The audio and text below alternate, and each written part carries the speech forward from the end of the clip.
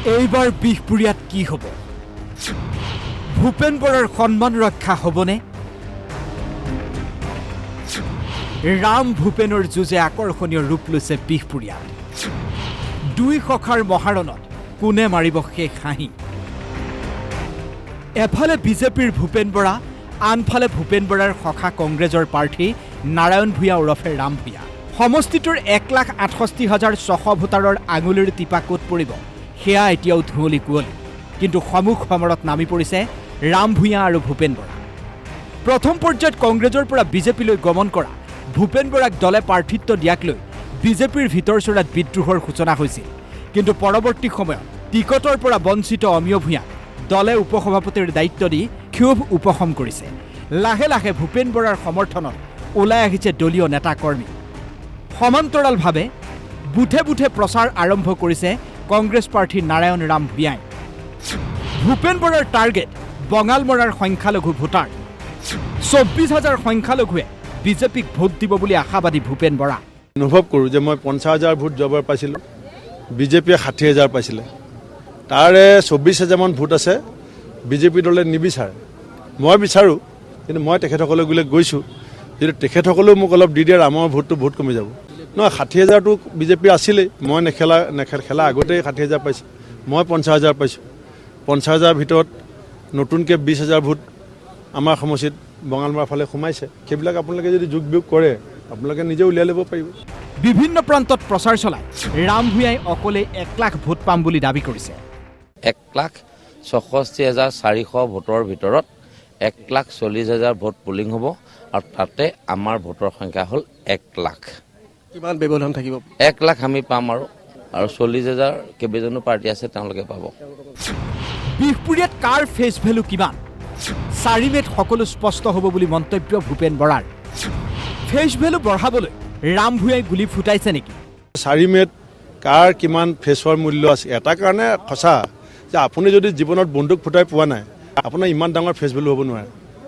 আপুনি কেতিয়াবা নহয় কেতিয়াবা কাৰোবাক গুলী এটা মাৰিব লাগিব, ডাঙৰ ফেচ ভেলু আপোনাৰ থাকিবলৈ হ'লে। এতিয়া সেইটো সুযোগ ভগৱানে মোক দিয়াই নাই, গতিকে মোৰ ফেচ ভেলুটো ইমান ডাঙৰ হ'ব নোৱাৰে। আজিলৈকে জীৱন্ত কালত এয়া 54 বছৰ হ'ল, আজিলৈকে মোৰ নামত কোনো মানুহে এখন এজাহাৰ থানাত দিয়া নাই, থানালৈ গৈ পোৱা নাই জীৱনত, কোৰ্টলৈ গৈ পোৱা নাই জীৱনত, জেলৰ দুৱাৰমুখ দেখা নাই। আৰু তাৰ পাছত মোৰ হাতত বন্দুক আছিল নে ভূপেন বৰাৰ হাতত বন্দুক আছিল সেইটো ভূপেন বৰাই বুজিব। ভূপেন বৰাৰ নামত এতিয়াও বহুকেইটা কেছ চলি আছে, কিন্তু মোৰ নামত কেছ নাই। বিধায়ক হৈ থাকোঁতে ভূপেন বৰাই কি কৰিছিল? কাৰ কাৰ বিৰুদ্ধে গোচৰ দিছিল ভূপেন বৰাই? এফালৰ পৰা কৈ গৈছে ৰাম ভূঞাই।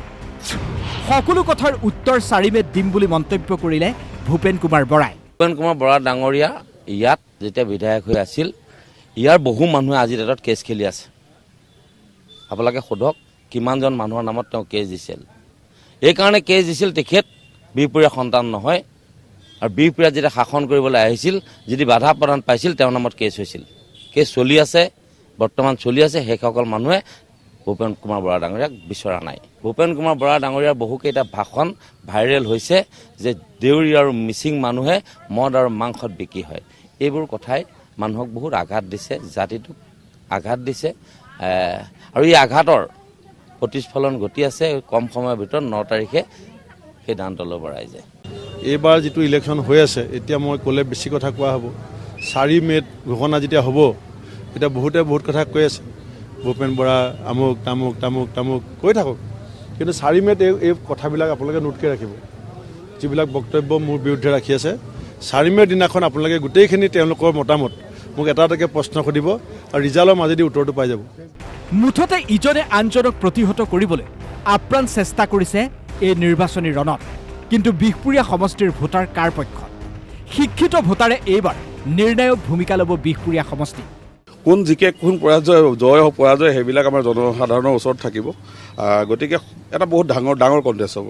অসমবাসী ৰাইজৰ কাৰণে এটা বহুত ডাঙৰ এটা মানে চিৰদিনীয়া এটা বস্তু পাব। হয়তো বিহপুৰীয়া মানুহখিনি 12 বৈষ্ণৱভূমি শিক্ষিত সমাজ, আমাৰ ইয়াত আপোনাৰ যিমানখিনি প্ৰায় 65% শিক্ষিত মানুহ আছে। দুয়োজনেই বন্ধুত্ব আছিলে কালিলৈকে। আজি যিহেতু দুয়োজনেই আকৌ 2টা দলৰ প্ৰাৰ্থী হ'ল, সম্পূৰ্ণ বিপৰীত দলৰ পৰা। ৰাইজে ইয়াতে সচেতন ভোটাৰ সংখ্যাটো বেছি ৰাইজে কি কৰিছে কি নাই কৈ ইমান ধৰিব পৰা নাযায় যিসকল মানে চাইলেণ্ট ভোটাৰসকলে কি কয় সেইটোৰ ওপৰতে ডিপেণ্ড কৰিব বিহপুৰীয়া সমষ্টিৰ সমগ্ৰ ছবিখন পোহৰলৈ আহিবলৈ 4 মেলৈ নিশ্চিতভাৱে অপেক্ষা কৰিব লাগে কেমেৰা পাৰ্চন ৰূপমৰ সৈতে লখিমপুৰৰ পৰা কৰুণা কৃষ্ণনাথ DY365